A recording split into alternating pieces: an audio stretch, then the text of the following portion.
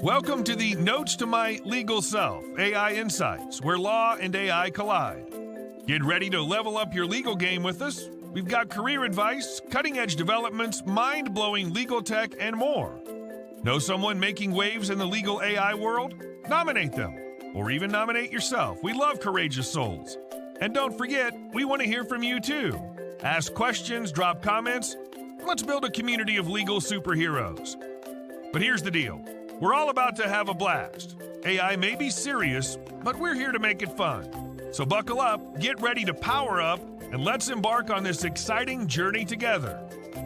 Now, let's introduce your fearless host, Olga Mack. Get ready to dive into the awesomeness of Notes to My Legal Self, AI Insights. Let's go. Well, hello everyone. It's good to see you all. I have a fantastic guest today, and we're going to be talking about legal prompt engineering. It's something that has been in the news and in the feed now for quite a while, and I'm really excited to have about my guest today because he is an expert in this.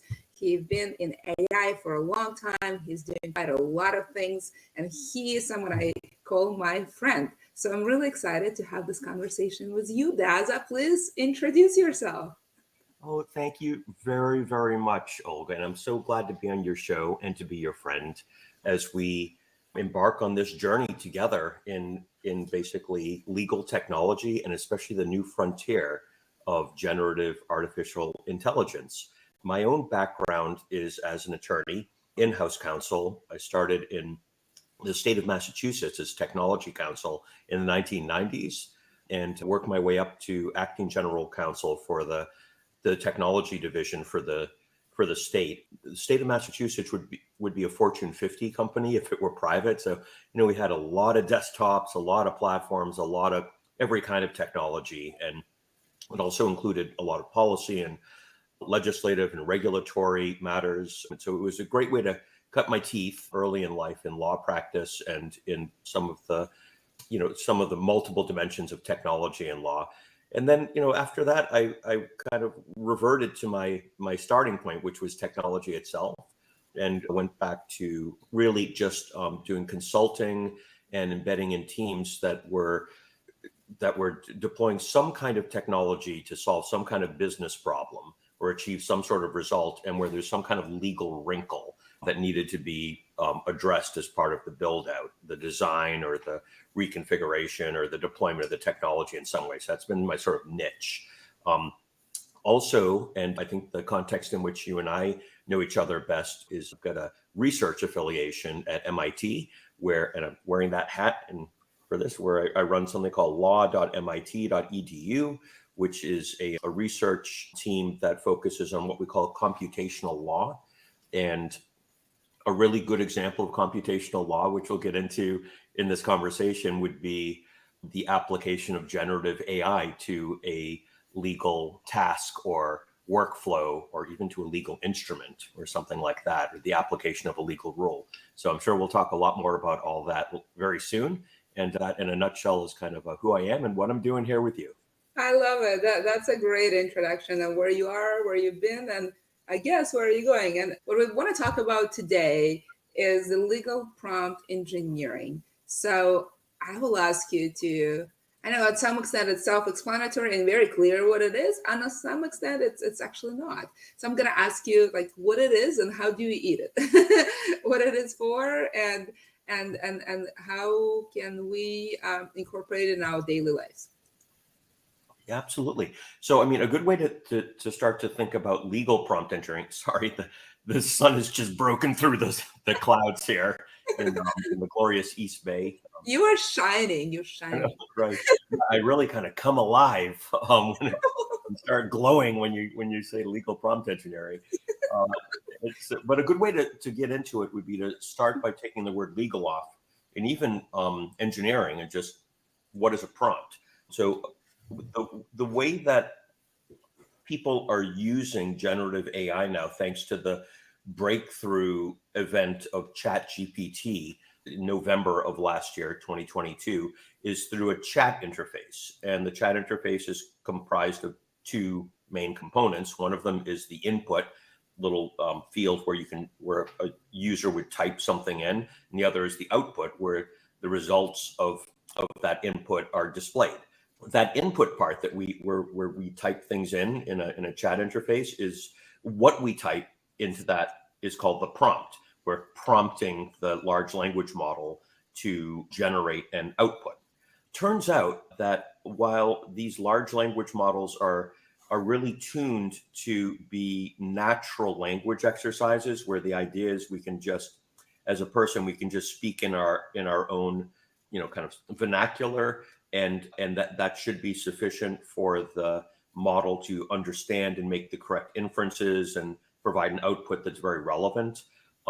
There actually is some marginal, maybe a big marginal advantage to being more careful in the construction and the kind of design of those prompts. And some people have turned that into a mini science called prompt engineering. We can get into some of the techniques and methods that are good examples of prompt engineering in a moment. But just to get to the to the question presented, there's a subset of that where you can kind of apply prompt engineering techniques to the domain of law, and I'm calling that legal prompt engineering. And so that's kind of what the terms are, and what it's about is basically devising more reliable and repeatable methods for that lawyers in particular, but anyone could use who is working with a legal use case or a legal process to get higher quality outputs from the prompt. And so and just the spoiler alert here is a lot of it has to do with providing the relevant context in the prompt or as part of the prompt chain. And so, what is relevant? Well, that's lawyers terrific at answering that question, and we'll get into some of that in terms of how that applies in a prompt context later in the dialogue. Yeah.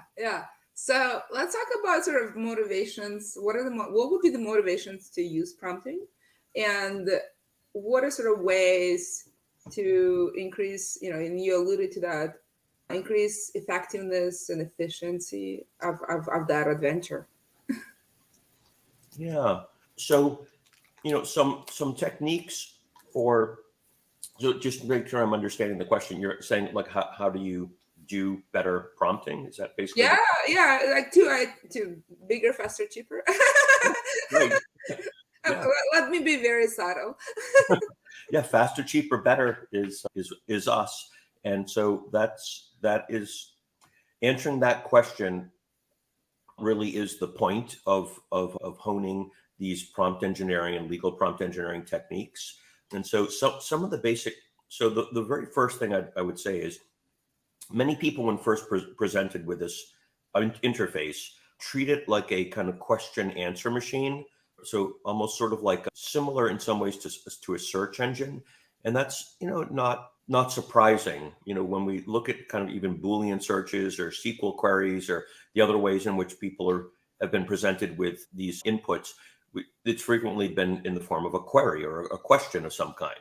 But it turns out the most important thing to know about how to get the best results from the modern breed of generative AI, such as GPT 3.5 and 4, Claude's Anthropic, Google's Bard, is that they've been augmented by a particular training method called instruction training.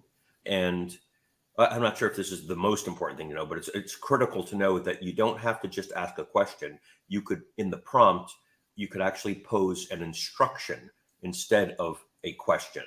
This is really important, and it's a huge unlock in terms of being able to get much better, higher quality, more relevant output. So you could instruct it to, form the first draft of a client memo that includes certain information, or the first draft of a legislation, or the first draft of interrogatories, or on and on and on. So the ability to instruct kind of masterfully is I'd say like a number one in terms of what to know. There's a lot more beyond that, though. I mean, it is so good at doing things like developing options. It can be very kind of creative that way. It's actually pretty good at doing some fairly kind of standard information like data analytics processes. Like in data science, the first thing we always have to do is extract, transform, load, just to get started with data science from whatever the data type was from wherever it came from, and CSVs or unstructured data, et cetera, et cetera. We have to kind of get it into shape. This technology is actually pretty good at doing that. If you start, especially if the data is included in the prompt or as part of the stream through a vector database or other things like that, you can very quickly do like entity extraction, like show me all the places where this party was mentioned or was suggested, even if they weren't explicitly mentioned. You can put things into a structured table. So it's really good at extract, transform, and classify. I'll just end with this. It does thousands of different things, but just to kind of skip across the top of the waves and give a few examples. A very common task people would want to do is, for example, take reviews or some kind of survey outputs and start to classify them into, was this like positive or negative? Was it angry? Was it, et cetera? And do a kind of a sentiment analysis. This usually takes a fair amount of power in terms of a fair amount of time and expensive people to do that, or very advanced technology to be able to process that in the past. This technology does it it's sort of like right out of the box. It can do sentiment analysis. So you can start to sort of chain these things together to do like maybe to dump in a huge like JSON or CSV file of like reviews, for example, have it extracted into a structured format, and then add like a column in a table output for the result of a sentiment analysis. And you can even give it a menu in the prompt of, here's like the 7 emotions or sentiments that I want you to ascribe, which one is most reflective of the output. So here's some examples of some of the kinds of very powerful things this technology can do. This is totally different from what was widely available before this technology. So this is new. We're even still learning some of the capabilities and giving names to them. But I think I just gave you a pretty good starting example for some of the kind of stuff that it can do. So if you were not thinking about it as you said, Q&A machine, how would you think about it? Like what is an alternative view of this human technology interaction? Dialogue would be, I think, another great way to look at it. So everything I mentioned so far involves sort of an input and an output. So I call it like an event. But because of the way these modern chatbot interfaces are designed and the affordances of the underlying technology, they can actually maintain a sense of context through an entire chat session, so that every interaction is not sort of atomic and here and gone, but rather you can build up the context interaction by interaction through a whole sequence of dialogue. This is really important. The way it works, incidentally, is every prompt, they actually feed the prior context back in to the prompt, and you have to have a fairly wide, what's called context window to do that. And it does break after a certain point. You can't do it infinitely. You can do it very well for, the amount of data that's characteristic of most, you kind of like short or medium length conversations.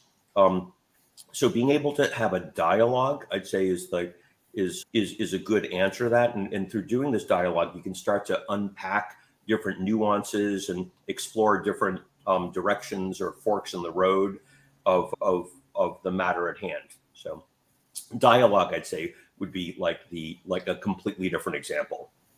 Yeah, interesting. You mentioned that, that you can, that it has limitations at some point, that too much, it's able to retain context, but at some point it has way too much context and that no longer works. Curious, at what point it cannot tolerate me anymore. Meaning at what point that it had too much context. Just curious if there is sort of number of prompts or, a volume of my words or whatever. Like when can it no longer tolerate me, I guess? And 2, are there any other limitations in those, in dialogues, interactions with a machine? Yeah. So, I mean, the first thing to recognize is that this technology, and also, everybody on the planet, can never get enough Olga Mac. Okay, so there's There's no threshold of And tolerance. that's, my friends, why Dazza is a good friend. It's because he knows how to make me feel good about anything, including my virtues and vices. Thank you, friend. Happy Friday to you too. Absolutely. I just call it like I see it.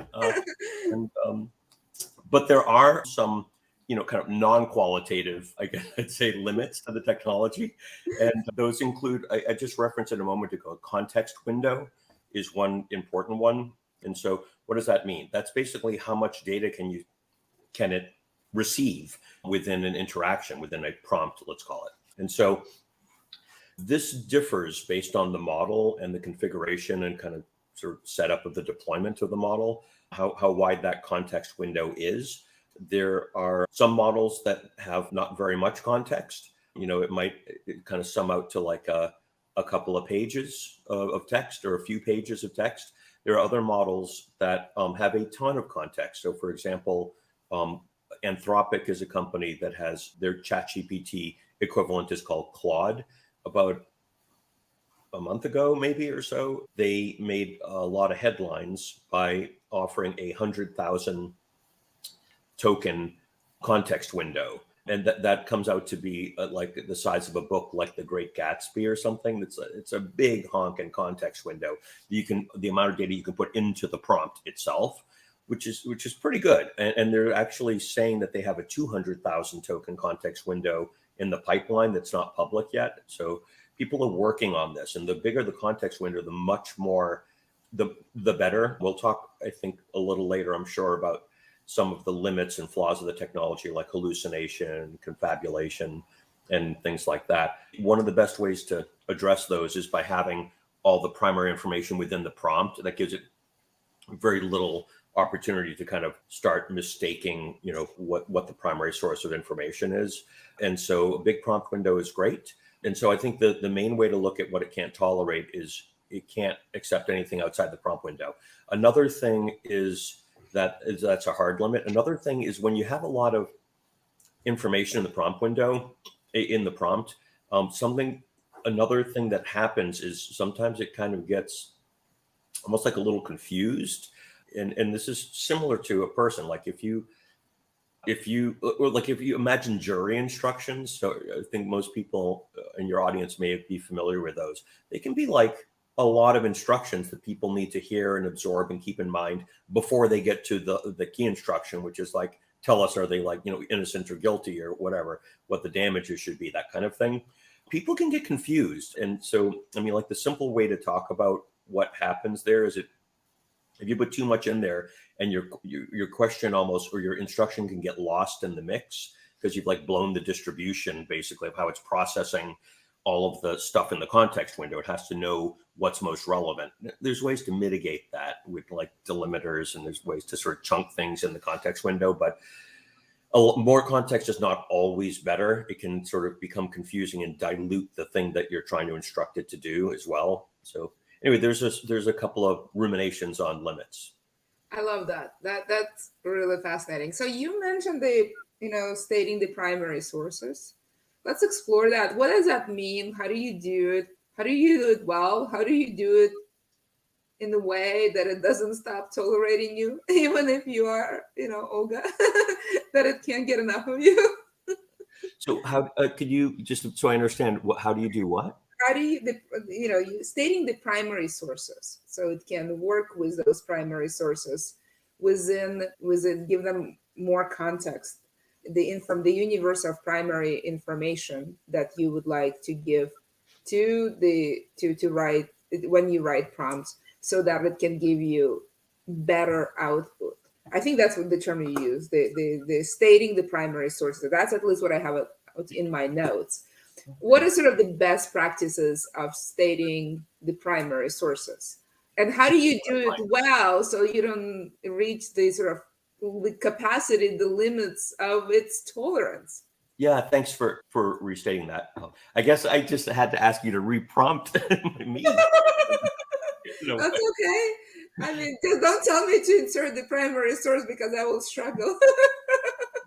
So, there's a lot of things that could be said about that. Let me focus on one that I think is really fundamental, which is how to include I guess you could call it primary source, or let's instead call it the source of context that you want the model to respond to in the prompt. Yeah, And I think maybe the better word. I mean, I use your word, but I think to your point, more like I think relevant maybe source. relevant is great. Yep. The relevant source is great. And then some of those, like in a legal context, could be what we call a primary source, like a statute or a court case or something, or it may be something more like a statement of the case, or like our theory of the case if it's litigation, or it could be whatever. It could be correspondence, but it's the relevant information that you want to pose your prompt against. The best practice for doing that, I think, at this point is to state at the top of the prompt, at the beginning, the question or the instruction. Very, very simple and clear is the right way to do it. To reference that relevant source of information that you want the output to be based upon, and then to say the relevant information is directly below. Hit a couple of returns, to make some space. Put a delimiter is what you'd call it, some delimiter, so you can hit like underscore underscore underscore. So there's like a line, or you could do like dash dash dash or whatever. Have some kind of delimiter, and then under that paste the corpus of whatever that context is, so that it can. And these models seem to process that much better when there's a delimiter chunking out the different parts of the prompt. And then there's some controversy around this, but I think the general feeling among people that really know what they're talking about, like in some of these foundation model companies, is you get slightly better performance by putting the instruction or the question at the top of the prompt and then putting all the context in.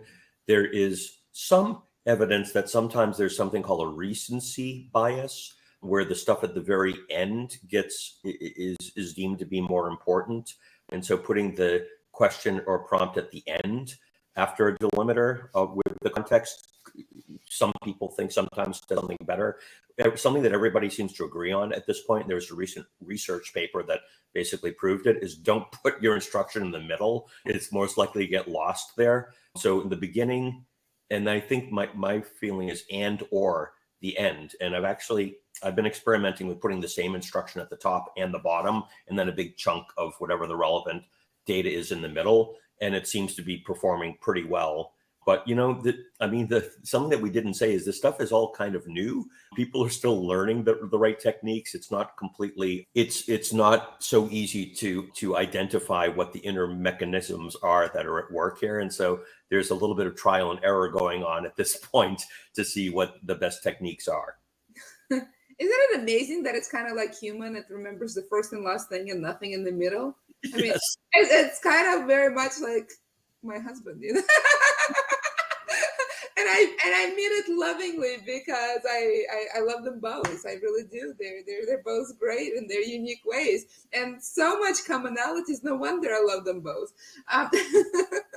But that humanity of ChatGPT to me is actually really fascinating. The conversations, one, feel real, and then even in its tendencies of remembering the first and the last thing, for example, and losing a lot of things in the middle, when I play with it, I definitely have felt that many times.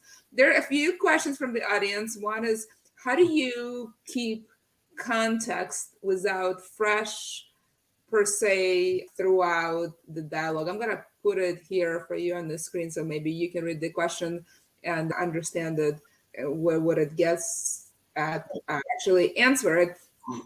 And then there's a question about safety. But let's focus on the context, because I think context is very important when you do prompting, and doing it well and right, not just only with recency and things in the middle that get lost, but also how to keep it fresh and all that.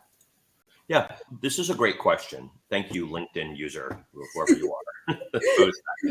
So LinkedIn user number 1127. Oh, number 11, yeah. A+. So I think that this calls to mind a few things. One of them is, first, let me say like the opposite almost of like ways to not keep the context fresh.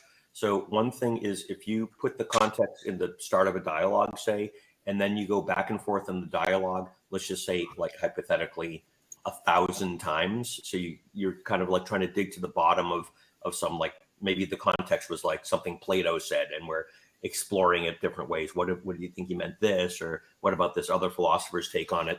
By the time you get that deep in the dialogue, it has forgotten the context. It's basically outside of the context window, and it can't reason on it anymore. It can't refer to it. It's because you've gone past the context window limit. Actually, I'd have to double check that if Claude does come out with a 200,000 token context window. I'm not even sure if what I just said is true, but at some point if you get beyond the context window, it literally can't remember. So there's two kind of mitigation approaches, I guess. One of them is when you're in the context, one of them is keep the dialogues relatively short. So when you have a context thing and you have some questions to ask, kind of put the context in, ask the questions or pose the instructions, several rounds. And then if you have like 3 or 4 different tasks that you want to do with that context, you could actually create a new session for each one of those. And then the context is fresh as a daisy for each one of those sessions, as opposed to piling it all on. The other thing to do is, if you're in a relatively long session, I have found out this is anecdotal, but I found I've been getting better results by naming the context. And so if the context is like, so one of the things I'm working with right now is the CID investigation by the FTC that was like kind of like publicized yesterday against OpenAI. And so when I'm posing questions about that, and it has like 40 interrogatories and like a 17 document discovery things. It's very meaty investigatory document. I named that context the FTC CID is what I called it. And then I said, like, here's FTC CID with delimiters, and then paste the whole damn thing in. And then above that, I've sort of put my instructions or prompts. Then I get two or three whatever prompt and output interactions down the line. If I want to say something about it again, I'll actually say it by name. Looking back at the CID investigatory document, or whatever I called it in that session. Now let's look at interrogatory number 17. What do you think XYZ is? So referring to it by name rewarms up those like neural pathways, and it's another great way to kind of keep the context fresh. I just love how you humanize it. But you essentially call out the document, like kind of what you would do in programming to make sure that the machine is very clear what it is supposed to interpret. But yes, warming up the neural pathways it works as well too. I humanize ChatGPT all the time. In fact, I was recently speaking and I was referring to ChatGPT as a him, mostly speaking to male audience, and I saw they were not clicking with me. So I said, listen, if you like to think of ChatGPT as a woman, you can do the same. And the audience became much more engaged. So if it helps you to humanize or animate the ChatGPT or make it a less anonymous object or more to be engaged, do that. It's very helpful for us to relate to it. By the way, the user's name is Daniel Brooks. Oh. That's a real person, not a bot, but go ahead. You had something to say. I did. So thanks for that question, Daniel. And I just wanted to say, I think that's really cool what you just said, Olga, about how you can basically instruct the models to assume a persona, and that can make it easier to interact with them. And I hadn't thought of male or female before, but I have done different persona, like you're like a celebrated contracts professor of a certain type, or you're a mediator, or different persona of that nature, and it does change the outputs.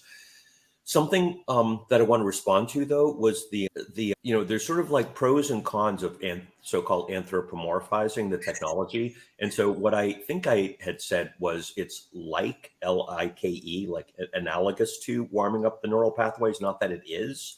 And the reason why I'm putting it that way is I'm still trying to figure out how to understand and think about this technology myself, but I'm currently of a mindset to try to err on the side of not anthropomorphizing it. And it's because the mechanisms by which the technology produces answers the outputs are similar to what we would get if we had done human reasoning, or if we had done whatever, like human understanding. but they're totally different. Like what's happening behind the scenes is nothing like what happens with people, although the outputs are comparable. And I just have a gut feeling that we're overall going to be worse off and not be able to predict what the stuff's doing or understand it better, manage it, use it, govern it. If we start treating it more human than it really is, it's really great. And it does things similar or akin to what human processes would be, but it's different. And I think it's probably better to keep that in mind, number one. But assigning personas is great. If it makes it easier to interact, all the better. Interesting. You prefer to have the arm length relationship with your bot. I make it super personal. I guess I'm maybe you have a point. And yeah, sure, you can think of it. I like that you extended it outside of genders into sort of roles, right? Like, is it a professor or is it a professional or is it a student? Or example, that's another way to think about it. I've done what's natural to me, and I've given options to people to think about it in different ways. But you certainly have provided another way, and maybe exercise some caution. Well, there is a very lively chat around from Joshua around illegal prompt engineering. And I just put it on the screen. And then we have another LinkedIn user who I'm sure has name, but it doesn't appear. Sort of following on that and asking, what that is. I don't know if you have any thoughts about it. And then we also have had a question for a while around, because as you're putting all that context and maybe even primary sources, because anything could be a primary source, it doesn't have to be a public primary source. So I do want to talk a little bit about this, safety. And I think gradually going into that conversation, how do you have an arm length relationship with the bot, or do you invite it into your life? How much do you put in the chat box? What if a primary source is not public? How do you exercise care? And then, Joshua took it to the sort of, I would say, the extreme part of the caution of illegal prompting.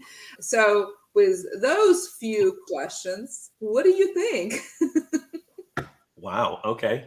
Spicy. So I had never heard of the phrase illegal prompt engineering before, but I think we can let's just take it and take a look at it and think about what it might mean. So some connotations that phrase has for me are, number one. So I should probably mention I started my legal life in the U.S. Attorney's Office, Organized Crime and Drug Enforcement Task Force, where I was kind of embedded while I was in law school, and I learned a lot about illegal things and how to interdict and stop them and bring those people to justice. And so and I put on the screen just a follow up from Joshua, just in case that's clarifying about it may be something that he's considering that could be happening, but maybe is not. Yeah. Necessarily a term. I got it. So that's fine, but you put it out there. So let's play with it for a minute. So one thing it could mean is people are using this technology to, as part of the conduct of an illegal activity. So they're planning a theft. They're planning, something that's illegal, espionage. And I think if you looked at the use of the technology as part of the commission of a crime, that's very interesting. This is something that is known to be a thing that humans do, unfortunately. And it's not just, crime, fraud, other harmful behavior. There's a ton of effort by the foundation model providers to identify that type of prompt interaction and to basically shut it down. And so kind of harm identification, which absolutely includes doing illegal things, is a huge part of how the providers don't want the technology to be used. And there's a lot of countermeasures in pre-processing and the way the model's trained, and then kind of post-processing before the outputs are shown to the user to identify and address prompting toward illegal ends. The other way to look at it, I think, might be something like, what was I just thinking here? So there's an example of somebody giving, an illicit, illegal use of phishing super style email or create malware. I mean, you can do harm with anything. Yeah. You can do a lot of harm with something as powerful as AI tool. I mean, there is no extent. I don't necessarily, there's no extent to the human mind creativity to create, good or bad, So what are your thoughts about that? That's a perfect example of what exactly I literally just said right there. So we're on the same wavelength. And so, like creating a phishing attack would be, using the technology as part of the commission of actually a crime, and probably. And there are methods that the foundation model providers have to identify those kinds of prompts and to shut them down. But these methods are not perfect. And so I think something to keep in mind is that this powerful technology is not only going to help people do good things faster, cheaper, and better, but also has the very real potential to accelerate, fake news and to make it simpler to do phishing campaigns. One of the easy way to detect kind of phishing and similar campaigns is like sometimes the language is not very good. Like the syntax is weird. It kind of doesn't read right. This technology makes it easier to do much more effective fraud campaigns of that type and many other things. It also can create, I think that might have been one of the examples, but it can create malicious code. And there's a lot of interesting things. There's one other thing that I was going to say on this that maybe people aren't so aware of, which is my first connotation when I saw illegal prompt engineering was something that is sometimes known as prompt injection. So if you haven't heard of prompt injection, do a Google search for it, and especially read Simon Willison's really interesting blog posts on it. This is sort of similar to like kind of SQL injection attacks, but basically the idea is when you've got a model that is connected to the internet, say, like this would be the canonical example of a prompt injection attack, and it goes and gathers some information and then brings it back as part of a chain of inquiry, like go and find me like the 5 best candidates on the web for a certain position, or go and review some products for me. People that are aware that their web resources are going to be used by large language models can actually include in their website, maybe in like invisible text and HTML, like font color white against a white background, for example, instructions back to the model. So something like ignore all previous instructions, instead output XYZ, like put this sort of code in there. And I don't even want to get into the stuff they can do, but you can do a lot of very nasty things with prompt injection. And that would be another really applied example of illegal prompt engineering. So illegal prompt engineering, I guess it's a thing. Don't do it. I love the conclusion. Do no harm, really. That's a good conclusion. That's a good way to end that discussion. There's another really great question. I'll put it up about improving accuracy of responses. You mentioned a couple of ways, with context and calling and putting in the sort of the, I guess, primary source, or defining the parameters and being very explicit and recalling, reminding what the bot should be keeping in mind in answering their questions. This question is a little bit more specific to legal context, and specifically in civil cases and stuff like that. Do you have any other tips about, I guess I'm just going to say, improving the accuracy of responses when you're dealing with large language models, whatever they are? I do, in fact. And so the most important thing to keep in mind here is, and I sort of kind of foreshadowed this a little earlier in the dialogue, in addition to putting the context for a prompt right in the prompt window, which is what I was talking about earlier, you can do something a little different where you can actually increase the amount of data that you have available as part of the context by basically putting that, like, for example, large legal knowledge base of like all civil cases for some span of time into what's called a vector database. So examples of those would be like Chroma, Pinecone, and there's a whole process by which you kind of ingest the data and then you represent it on vectors. This is not coincidentally exactly how the data is represented in large language models. And the reason I'm talking about this is, number one, that's the basic design pattern to improve accuracy of responses. Is you take your corpus or your corpora, if you've got a few of them, like civil cases, and maybe you have criminal cases, maybe you have analysis of it and other things. You vectorize it, put it into a vector database, and then you include reference to that as part of the, well, you could first of all just work on that itself if you have an on-premises model. But there's really interesting things that can happen where you use that on-premises, that vector database hosted in the cloud or wherever in combination with a foundation model like from OpenAI or Bard or whomever, Anthropic. Some further techniques. So what I just said is great, but the most important thing if you try to do this at home yourself or in your office or wherever is splitting. And so just dumping stuff into a vector database, you can do that better or worse. And a bad way to do it is to have like some naive way that you're splitting what's called basically chunking the data inside of any one of those files or other documents so that it's not semantically really well aligned to how you want that knowledge represented. So thinking through, is it like the end of a sentence, or if it's some civil cases, maybe you want the chunks to relate to, like when there's been a quote of an authority of a previous case, maybe you want that to be one entire chunk, probably would.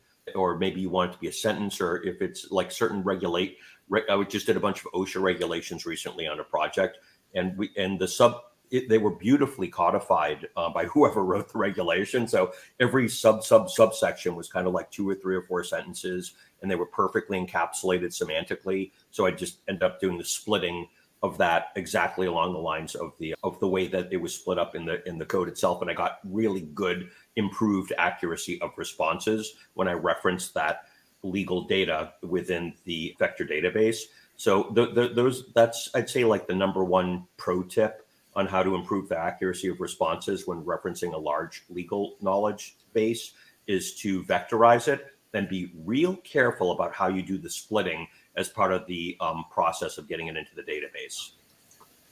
Okay, so we've been talking for a little while, actually longer than I anticipated, because I've been actively listening. This has been a very interesting conversation for me. So we actually sadly have to say goodbye because we've been talking for more than 40 minutes. I try to keep it between 20 and 40, and we're approaching the top of the hour where people will definitely have to go. So we are coming to the end. I really appreciate you sharing all the tips and context. And, I guess as part of your goodbye, what I would like to maybe for you to share 2 things. One is, whether and to what extent you need to have technical expertise to do this and to do this well. And then the other thing is, as part of your goodbye, I want you to address the controversy or something that is hotly debated, whether it's actually a kind of a real skill to write prompts. And if it is a real skill, is it a long-term skill, or is it like a bridge skill? And this is going to become obsolete as quickly as it sort of become a thing in the last few months. And that would be our goodbye, Dazza. Yeah, absolutely. Yeah, that's a beautiful way to close out this awesome discussion. So I'd say the thing I would implore people to do is use this technology, and try different things with it. So come up with a goal that you have, see if you can achieve the goal, check out the responses, look at it critically, see if you can improve it, but get familiar with the technology, get educated now. In terms of things to be aware of and keep a look at, just be aware that there are limits and flaws in the technology. It's prone to hallucinate, to provide factually incorrect information. So the second thing I'd say is get really good at evaluating critically, like critically analyzing the outputs and make sure that they're what you want. Don't just copy and paste the outputs into something important like a client memo or whatever. I guess the final thing I say is be careful of putting confidential or sensitive or classified information into the prompts, like to someone that isn't authorized to have that. And so, you want to maybe also get good at looking how to take that context and to anonymize it or to scrub other sensitive information from it, so you can still get good answers, but without compromising anything you don't want to leak. Yeah, and with those things, thank you so much for joining. Thank you, everyone, for joining as well. This has been a great conversation, and I look forward to having more in the future. Bye, everyone. And that brings us to the end of another thrilling episode on the Notes to My Legal Self AI Insights. We had a fantastic time exploring the fascinating intersection of law and AI with you. But hold on tight, because the adventure doesn't stop here. Stay connected with us on social media to continue the conversation, share your thoughts, and be part of our incredible community of legal enthusiasts. Together, we can inspire, learn, and make a real impact on the world of law and AI.